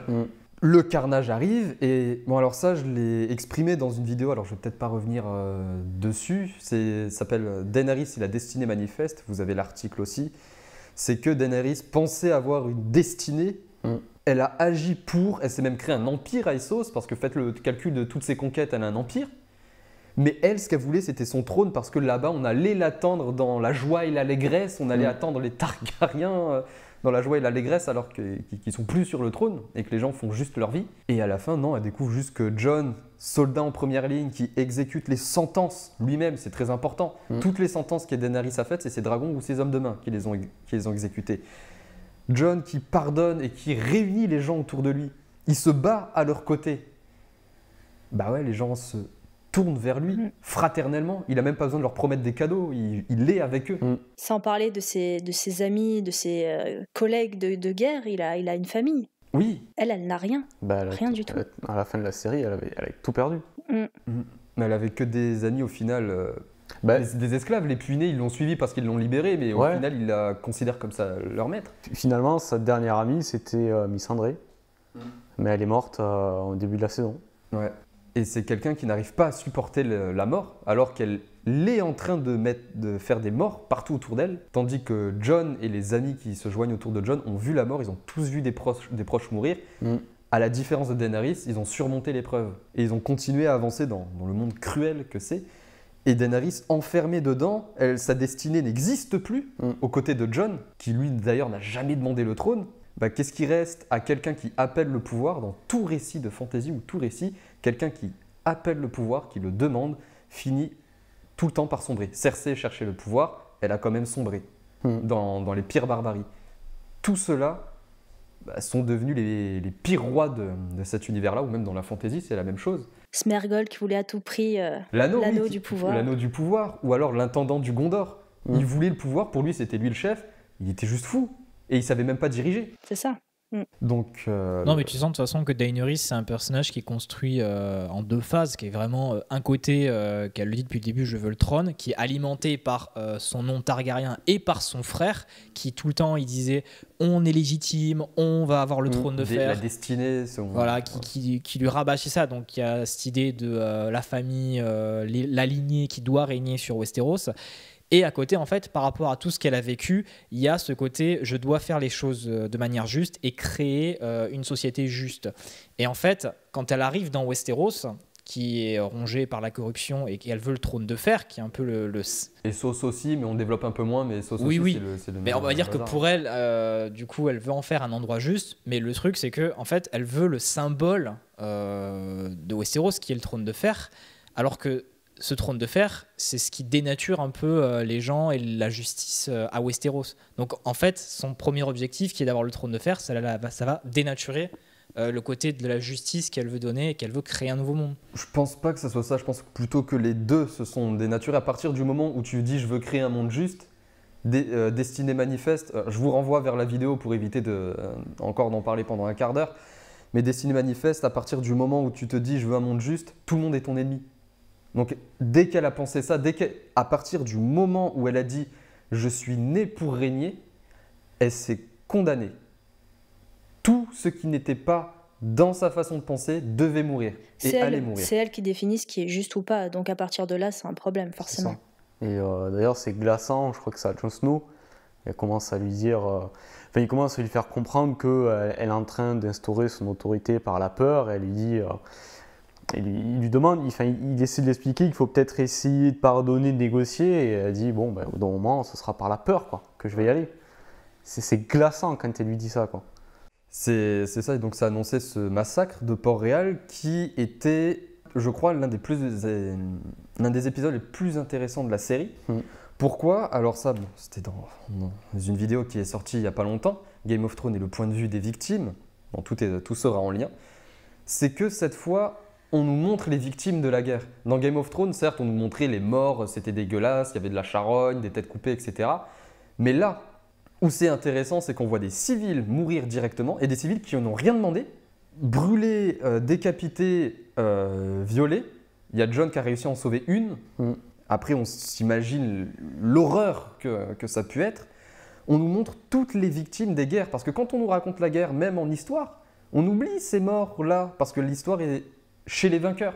Et là, je me réfère à René Girard et sa vision du mythe national, qui est on cache sous le tapis l'immondice, l'infâme.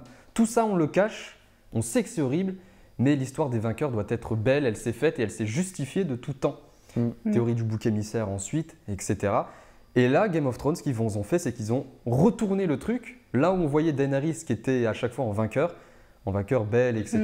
Et bien là, maintenant, on s'imagine tous les massacres qu'elle a commis. C'est ce qu'il y a de fort, c'est que les spectateurs se sont placés pendant des saisons du bon côté, du côté de Daenerys. Sauf que ce bon côté a massacré des civils. Et du coup, tu dis, ouais, est-ce que je me suis pas trompée au final? Et en fait, c'est exactement ce qui se passe dans des guerres. Tu vas suivre un chef qui te paraît juste. Et au final, les dommages sont catastrophiques. Tyrion, il croit jusqu'à la fin.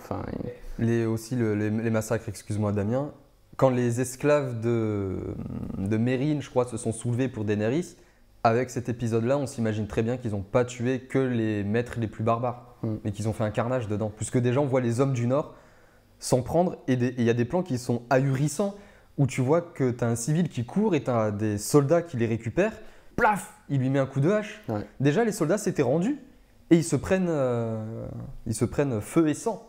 D'ailleurs, ce parcours-là du chef militaire qui, au début, pense faire des choses justes, mais qui peut sembler au final faire des choses complètement injustes, il n'y avait pas que Daenerys. Je ne sais plus comment il s'appelle, mais celui qui a fait la révolte et qui a fait le premier siège de Port-Réal avec la bataille de la Nera. Stannis. voilà, Stannis, on dit au début qu'en fait, lui, c'est un personnage juste et que généralement, il prend toujours des bonnes décisions. D'ailleurs, c'est son conseiller qui dit, le chevalier oignon, je ne sais plus comment il s'appelle, lui non plus. Sœur Davos. Voilà, sur Davos. Et en fait, au final, vers la fin, tu te rends compte qu'il a quand même fait des choses absolument horribles, avec la magie du sang, avec le fait de brûler sa fille vive pour le dieu du sang. Donc au final, il a un peu le même parcours que Daenerys, c'est-à-dire qu'au début, on le voit un peu comme un libérateur qui veut libérer le trône des Lannister, alors qu'en fait, il a fait des choses horribles quand même, ce personnage. D'ailleurs, par rapport au fait que Daenerys décide, alors que les sons de cloche, de cramer la ville, qui est vraiment un acte qui a, je pense, le mot à tout son sens, choqué des gens. Comme tu le disais, jusqu'à maintenant, c'était un personnage qui était vécu comme positif, parce qu'elle a libéré les esclaves, etc. Je pense qu'il y a un mécanisme qui a été en jeu, c'est que beaucoup de gens ont dû projeter ce sentiment positif que la série nous a fait vivre, nous a fait ressentir pour ce personnage-là, sur le personnage, ce qui fait que les gens percevaient Daenerys selon leurs émotions positives, donc c'était une gentille. Et le fait que tout à coup, elle décide de cramer comme ça, dans un acte mais complètement irraisonné, la ville, ça venait entrer en contradiction complète avec leur perception du personnage. Sauf que le personnage, depuis le début, enfin moi par exemple, ça ne m'a pas étonné qu'elle fasse ça. Il n'était pas tout blanc dès le début. Et en plus, avant le massacre, il y a quand même exactement les mêmes plans que lors de la vision de Bran, c'était dans la saison 4. L'ombre du dragon sur Port-Réal, les cendres qui tombent, c'était déjà annoncé dans la saison 4. Et je pense qu'un des mécanismes qui a fait que beaucoup de gens n'ont pas accepté ou ont été choqués de ce moment-là, c'est qu'ils ont confondu un peu ce qu'ils ont ressenti par rapport au personnage et le personnage lui-même. Et après, j'avais vu une autre vidéo, elle sera en lien dans la description, qui racontait un petit peu le développement de Daenerys. Et le mec expliquait, il a analysé Daenerys par rapport au jeu des identifications. Et que chez elle, donc, il y a plusieurs identifications qui ont joué. Une des identifications, c'était celle à la bonne mère. Je crois qu'elle n'a pas connu sa mère d'ailleurs, il me semble. Non. Mais elle a voulu incarner ce rôle de bonne mère, alors que ce soit envers ses dragons, envers les esclaves qu'elle a libérés, etc. Oui, les esclaves l'appellent Missa, qui veut dire mère. Voilà. En plus, mère des dragons. C'est ça. Reine des dragons. Sauf que quand elle arrive à la saison 8, elle perd tout ça petit à petit. Et le gars de la vidéo, il conclut en disant que au moment où elle est au sommet là, de Port-Réal avant de cramer la ville, elle se réidentifie à son père, qui était la seule identification possible, puisque l'identification avec la mère, elle a perdu entre-temps. Et la seule identification possible qu'elle avait à sa disposition, c'était celle de son père. Et son père, c'était le Mad King, c'était le roi fou. Donc, elle shift en fait. Et elle incarne son père. Elle shift, elle change soudainement. Oui, voilà. Et du coup, d'ailleurs, son père voulait cramer, je ne sais plus pourquoi, déjà la ville aussi. Parce qu'il était fou. Il avait prévu de cramer toute la ville, oui. Et d'ailleurs, c'est quelque chose qu'on nous rappelle, un ou deux épisodes d'avant. On te dit bien que quand un Targaryen est né, on jette une pièce pour savoir si il est fou ou pas. En fait, on te parle de l'hérédité. Il y a quelque chose d'hérédité dans la folie des Targaryens. Et c'était intéressant. Bon, allez voir la vidéo pour avoir plus de détails. Mais il y a cet enjeu des identifications qui peut expliquer son revirement. Si vous nous, excuse-moi, si vous nous, le temps que j'en parle, si vous nous écoutez sur PodCloud, alors il n'y aura pas toutes les vidéos directement dans la description, sinon ça prend tout. Je mettrai un lien vers le blog qui vous renverra directement vers toutes les sources. Ne vous en faites pas. Oui, d'ailleurs, pour revenir à ce que tu es en train de dire, Florian, c'est qu'il y a un tragique point commun entre Daenerys et Cersei. C'est que justement, les deux n'ont pas de mère ou n'ont pas connu leur mère. Elles ont un père qui est quand même qui a fait des actions assez immondes. Et les deux ont un attachement à leurs enfants qui est, oui, justement maternel. Et elles perdent leurs enfants et c'est ce qui les fait vriller, les deux. Donc, pas sous-estimer les relations avec les parents. C'est le psychologue qui parle. Ah ouais, bien sûr, mais je veux dire... Je vois bien, le gars, il arrive devant sa secrétaire. Il a connu ses parents ou pas? Non. Aïe. Amenez-moi une matraque, s'il vous plaît. Oui, donc en gros, il y a pas mal de personnes qui se sont retrouvées déçues parce qu'elles n'ont pas compris ce revirement de situation, mais aussi l'épisode est franchement choquant. Et bon, ça, c'est une remarque à la con. C'est aussi, oh, on a vu Arya courir, se trébucher à chaque fois. Bah oui, c'est pas des super-héros. Bah Ils ne ouais. sont pas parfaits. Et quand Arya voit un dragon, a priori, elle court. Enfin, a priori, tout le monde courrait en cas de vue d'un dragon. Ça, c'est vraiment dans les films américains, de toute façon, les héros sont parfaits. Ils font une course-poursuite, ils esquivent toutes les bagnoles, ils trouvent le bon chemin, tout ça. Ouais. Allez voir les films coréens. Oui, Allez voir les films coréens où les mecs sont essoufflés, se pètent la gueule. Quand le mec il fait une course-poursuite et qu'il a contresens, ben on flippe qu'ils se prennent une bagnole parce que c'est possible. Donc les héros ne sont pas censés être parfaits tout le temps.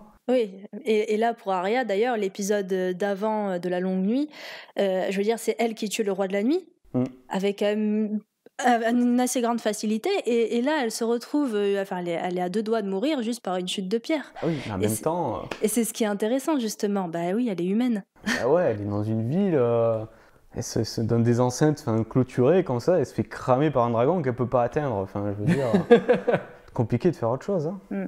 D'ailleurs, en parlant du roi de la nuit, la façon dont je le vois, et je crois que. Alors, c'est un pigiste de JV Le Mag, qui écrit aussi sur Canard PC et Gamecult, qui a son petit blog. Je vous mettrai un lien vers un de ses articles dans la description. Il a parlé des 2 derniers épisodes de Game of Thrones et c'est très très bien écrit. Et il y a eu un mythe, et j'ai essayé de creuser dedans pour écrire un article qui devrait peut-être sortir à la rentrée, qui est que le roi de la nuit, on est d'accord, il fait renaître les morts, etc. Et moi, je corrèle ça au mythe de la chasse sauvage. C'est un mythe scandinave qui a parcouru, qui est très présent notamment aux États-Unis, très présent en Angleterre, Écosse, Irlande, Europe de l'Est aussi, Europe centrale, compris, qui sont que les morts reviennent pour faucher les vivants, globalement. Et en gros, le roi de la nuit, c'est la chasse sauvage. Sauf que les morts qu'il prend, ce sont les morts qui sont avec lui, ce sont tant des morts récents que des morts anciennes. D'ailleurs, on voit dans l'épisode de la longue nuit où les rois Stark ressortent de leur tombe avec leurs mains et tout ça. Et l'interprétation que j'en fais, si on considère ça comme le mythe, dans un principe mythique, c'est que le roi de la nuit est celui qui se fait à tout le monde se rappeler l'histoire. L'histoire que tout le monde essaye d'oublier dans les carnages, dans les massacres. Tous ces morts qu'on met dans des tombes ou dans des charniers reviennent pour rappeler à tout le monde le passé affreux de Westeros. Oui, et d'ailleurs, c'est pas pour rien qu'il y a ce rapprochement avec Bran. Les deux sont la mémoire. L'un est la mémoire de la mort, l'autre est la mémoire de la vie. Et Bran, en même temps, la mémoire de la vie, mais pas n'importe quelle vie. Une vie qui n'oublie pas son histoire. Bran est la corneille à 3 yeux, il voit toute l'histoire de Westeros. Donc c'est lui qui peut rappeler à n'importe qui, ne fais pas ça, ça s'est déjà passé. C'est un livre d'histoire vivant. Donc qu'il soit sur le trône à la fin, bien sûr, parce que lui est celui qui peut réconcilier le passé et le présent en une seule personne, grâce à ses pouvoirs. Et vaincre le roi de la nuit, c'est une fois pour toutes, vaincre ces fantômes qui nous reviennent inlassablement, que nous n'arrivons pas à vaincre. Ces fantômes qui, à chaque fois, nous rappellent l'histoire, mais dont on est obligé de les conjurer. Halloween, c'est l'histoire de la chasse sauvage. C'est un rituel, c'est un mythe de la chasse sauvage. On se déguise en mort, on demande des bonbons ou la vie. Et vous avez énormément de mythes scandinaves qui en parlent. Dans le jeu vidéo The Witcher 3, ils la mettent en scène, je crois, non? Bah, Ou pas oui. C'est le principal antagoniste. de la chasse. Voilà, ça d'accord. s'appelle la chasse sauvage, c'est le même truc. Voilà, les morts reviennent, ou alors On parle un peu de jeux vidéo quand même. Voilà, ouais. L'émission qui parle de temps en temps de jeux vidéo. Et donc c'est l'interprétation que j'en fais, et le fait de vaincre ce roi-là, c'est ok, ça y est, on s'est rappelé l'histoire. Ouais. D'ailleurs, le fait que le roi de la nuit soulève les morts actuels, ça fait rappeler aux spectateurs, c'est pas fini.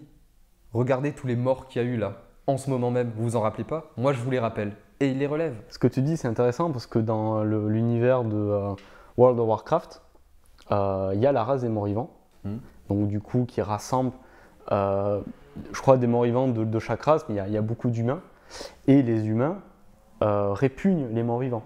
C'est une race qui ne peuvent pas blairer et qui mettent à distance. C'est pour ça qu'ils ont rejoint la Horde, qui accueille les peuples rejetés par l'Alliance, parce que ça rappelle ce que tu dis là. Et vraiment, ils sont virulents envers les morts-vivants, parce que ça, à mon avis, ça vient leur rappeler quelque chose du passé, parce que sont pas tout blancs, l'Alliance. Ça vient leur rappeler leurs conditions humaines, en fait. Tout à fait. C'est ça, oui, c'est tous les puissants. Tout homme doit mourir. Valar Morghulis, tout a été rappelé dans cet épisode-là et aussi bien dans ce tragique épisode du massacre de Port-Réal, jusqu'au moment où Tyrion va tenter de convaincre une dernière fois Jon qu'il faut tuer Daenerys parce que... Avant Tyrion, il y a quand même quelqu'un d'autre, un autre personnage qui Oui, lui rappelle. Varys. Oui. Mais Varys est mort tout simplement parce qu'il a commis les mêmes erreurs que Eddard. Il a parlé de ses plans. Tu ne dois jamais... En plus, il est le maître des chuchoteurs, mais le problème, c'est qu'il faisait confiance à Tyrion, à juste titre. Il n'a Mais pas Tyrion- assez chuchoté pour le coup. Hein. Il a parlé trop fort. Effectivement, il a un poil parlé un peu trop fort. Mais oui, il y a Varys qui a essayé, mais il n'était pas assez subtil. Par contre, le dialogue est très bien, notamment par l'incroyable jeu de l'acteur qui joue Tyrion, Peter Dinklage, où il fait un résumé de la série, où elle rappelle quand elle a massacré les nobles d'Astapor. Tout le monde a crié joie Daenerys. Quand elle a massacré, machin, on a tous dit joie Daenerys, alors que, eh bien, gagner en puissance. Et là, le massacre de Port-Réal vient de nous rappeler eh bien, que la guerre fait des morts. Enfin, c'est très con. Mais... Et surtout, ce qui est intéressant, c'est que Jon Snow, on pourrait le voir simplement comme un personnage qui est aveuglé par l'amour. Parce qu'à chaque fois, il essaie de rationaliser un peu ce que fait Daenerys quand il est un peu son porte-parole. Ce qu'il dit, c'est ma reine. Mais dans l'épisode 5, durant le massacre de Port-Réal, en fait, on le voit en conflit. Alors, par exemple, il dit à ses hommes de ne pas participer au massacre des soldats, mais surtout, il en vient à tuer un homme de sa propre armée. Quand il sauve justement une femme qui va se faire violer par un soldat, il le tue. Enfin, quand même, comme acte militaire, c'est quand même une autre tradition de tuer un homme de sa propre armée. Et cette scène-là, elle marque vraiment le conflit. C'est-à-dire que là, il a dépassé, enfin, il se questionne vraiment sur ce qui est en train de se passer, son allégeance à sa reine. Je pense que le discours de Tyrion a pu faire l'effet, parce qu'il n'est pas juste aveuglé par Daenerys. En fait, il est en conflit depuis longtemps. C'est juste que socialement, il essaye de justifier un peu sa reine, mais au fond de lui, quand même, il se pose déjà des questions. Je trouve que cette scène est très marquante pour ça. Mais les deux, hein, Tyrion et Snow, ils sont hébétés à ce moment-là. Ah ouais, mais comme nous, hein, Voilà. c'est une horreur sans nom, cet épisode. Hein. Et puis malheureusement, après, c'est cet épisode-là où à partir du moment où Daenerys meurt, on sent que c'est expédié ce qui arrive par la suite. On aurait aimé plus de développement, mais bon, après, pour diverses raisons, on n'a pas pu développer. Quelque part, tant mieux. Parce que au moins la série là n'a pas trop perdu son temps. Déjà que dans la saison 7, on sentait les facilités scénaristiques. Donc c'est très bien qu'elle se coupe à ce moment-là, vu qu'en plus les livres, il n'y en a plus. Ils sont en cours d'écriture. Mais le choix de Bran fait beaucoup parler. Beaucoup de gens Dans le choix de Bran, c'est avec ce qu'on a dit tout à l'heure, c'est celui qui fait la paix avec l'histoire. Tout à fait, c'est l'argument de Il ne Tyrion. vit pas dans le mythe en plus, c'est-à-dire dans une histoire du beau, merveilleux, mythe, joyeux, etc. Lui, il sait tout ce qui s'est passé. C'est l'argument de Tyrion. Il fait ses notes mémoire. Donc il connaît tout le passé, c'est lui qui est plus dirigé au mieux. Et puis aussi, de tous, et ça on nous le raconte dans l'épisode, c'est le plus désintéressé. Parce que quand on commence à dire, bon, mais qui se présente, il y a, je sais plus, l'oncle de Sansa, on dirait qu'il fait un entretien d'embauche. Il arrive et voilà, moi j'ai ci, j'ai ça, j'ai ça, j'ai ça. Et j'adore quand elle dit, allez, c'est bon, arrête. Donc déjà, lui, il était intéressé par le pouvoir. Et celui qui personne ne s'attendait à ce qu'il le revendique, c'était Bran, parce qu'il avait dit à un moment donné que, en étant devenu la corneille aux trois yeux, il sort un peu de l'humanité, il a atteint un autre stade, donc il est un peu au-dessus de la condition de ce qui se passe au niveau des humains. Donc c'était le plus désintéressé. Donc c'était un choix assez judicieux. Et moi, ça m'avait fait penser à ce que Kant développe dans, je ne me rappelle plus le nom de son texte, l'histoire pour une cosmologie, en fait, il réfléchit sur le siècle des Lumières et il pose la question du maître éclairé. Qu'est-ce que les Lumières ? Le siècle des Lumières avec toute cette révolution de la pensée humaine, de la philosophie. Non, le nom du texte. Ah, je sais plus, je te le mettrai en Okay, ouais. Et en fait, quand il fait le constat, qu'il dit l'homme est un homme égoïste par nature. Et pour qu'il sorte de cet égoïsme, il faut qu'il est obligé de vivre en société. Le problème, c'est que la société elle doit être dirigée par un homme. Sauf que l'homme qu'il dirige est un homme, il est égoïste aussi. Donc comment faire pour qu'il agisse pour le bien commun et pas pour son propre désir. Et là, il commence à te faire comprendre que ça ne sert à rien de mettre un homme au-dessus de l'homme, parce que c'est un homme qui est aussi égoïste, et ainsi de suite. Donc, Le choix le plus judicieux, c'est d'avoir un maître éclairé, c'est-à-dire un maître qui est de nature bonne et bienveillante. Donc, on sera assuré que de lui-même, il va agir pour le bien commun. Et je trouve que tout cet enjeu-là, c'était vraiment, mais quel est le maître éclairé là-dedans pour qu'on ne retombe pas dans ce qu'on était. Et moi, j'ai un pote qui m'a dit, lui, ça lui fait penser au maître philosophe de Platon ou une référence un peu plus ancienne que Kant, mais ça, on reste dans l'idée. Et c'est un choix très osé de la part de la production aussi, parce que, enfin, au-delà de ce que tu dis sur Bran, c'est aussi peut-être l'acteur le moins charismatique de la série, celui qui fait le moins rêver. Et ils ont quand même osé le mettre sur le trône, c'est-à-dire qu'ils se sont dit, oui, mais ils ont beau être justement beaux, ils ont beau être riches, ils ont beau être forts, puissants, bah c'est pas toujours ceux-là qui vont sur les trônes. Et c'est ce qui se passe aussi dans la vraie vie. C'est pas toujours les plus beaux qui sont présidents de la République. Par contre, ce sont toujours ceux qui veulent le pouvoir. Ah, il y a eu des erreurs. Hein. Non, mais par rapport à ça, si on continue ce parallèle-là, parce que les mythes, alors si vous êtes sur Twitter, vous avez Actual Moyen-Âge, qui fait souvent des threads, c'est-à-dire des suites de discussions sur le Moyen-Âge, tout ça. Et je crois que c'est lui qui a fait un thread sur les mythes sur les mythes, non, pas ça, les histoires fantastiques, genre Seigneur des Anneaux, etc. Où ceux qui veulent le pouvoir ne sont pas à même à prendre le pouvoir. Mais ça, on l'a dit tout à l'heure, c'est généralement le plus désintéressé. Aragorn, il est obligé de prendre le pouvoir à un moment parce qu'il y a un timbré à sa place. Et il faut quelqu'un pour diriger le Gondor durant cette guerre. Je pense qu'on a fait le tour. Non ? Ouais. De toute façon, on a parlé de toutes les petites controverses qu'il y avait par rapport à cette fin de saison. Conclusion ? Oui, non, je voulais juste revenir sur le côté avoir conclu juste en 6 épisodes, alors qu'on sait très bien que c'est pas un problème de budget, puisque la série a un tel succès. Et puis même si ça représentait trop d'investissement d'un seul coup, ils auraient pu couper la saison en 2 et la faire sur 2 ans, comme ça se fait de plus en plus. Par exemple, Vikings, c'est le cas. Maintenant, ils font des saisons sur 2 ans. Je pense qu'il y avait une vraie volonté de condenser un petit peu ces 8 ans, épurer un petit peu cette intrigue, parce que c'est vrai que c'est une intrigue qui est riche de complots, riche de conséquences d'actions précédentes. Et à mon avis, l'avantage d'avoir fait ça, c'est qu'on retourne à un final qui est un petit peu plus, pas simple, mais plus direct, limite un peu plus manichéen que ce que ça l'était d'avant. Voilà, Daenerys est la tarée qu'il faut abattre parce que sinon elle va cramer le monde entier. Mais en même temps, tout le monde peut la comprendre cette fin. Quelqu'un qui a suivi, qui a vu qu'une seule fois les saisons, il voit où ça va et ça se conclut. Parce que je pense qu'ils se sont dit, déjà si on voudrait conclure la série comme on l'a développée jusqu'à maintenant, ça nécessiterait en fait peut-être 2 saisons, voire 3. Et d'ailleurs, il y a des mèmes sur internet qui disent bon ben voilà, la bataille des marchands blancs ça doit être une saison, Cersei une 2e saison et comment on tue Daenerys une autre saison, pour vraiment l'étaler sur la longueur. Mais ça aurait demandé d'avoir en mémoire plus de 10 ans d'histoire. L'avantage d'avoir tout condensé, c'est que même si jamais tu as des trous de mémoire, ça t'est accessible. Et ça évite The Walking Dead, qui s'étend et ils veulent continuer à l'infini. Et du coup, je pense qu'ils ont fait ce choix-là pour rendre la fin accessible, parce que sinon, jamais ma main au feu, que beaucoup de gens n'auraient pas compris la conclusion, parce qu'il aurait fallu se remémorer des choses qui se seraient passées à la 2e saison, qui amenaient une conséquence à la 4e saison, etc. Là, au moins, tout le monde y a accès. Alors, c'est un peu abrupt. C'est vrai qu'il y a certains développements qui auraient pu être un petit peu mieux sentis. Alors, les batailles, ils ont réussi à les faire vivre. Et c'est vrai qu'il y a certains basculements, comme celui de Daenerys, peut-être qu'il aurait nécessité 1 ou 2 scènes en plus pour vraiment le faire ressentir, pour que personne ne passe à côté. Mais je pense que c'était une contrainte pour être sûr que tout le monde comprenne et passe pas à côté de la fin. Non, c'était pas une fin sensationnelle, ni fun, ni rien du tout. C'était juste une fin logique en fait. Et c'est assez courageux quand même, on peut le noter, parce que la plupart des séries essaient de faire des fins qui resteront dans les mémoires, sauf que là, c'est juste logique.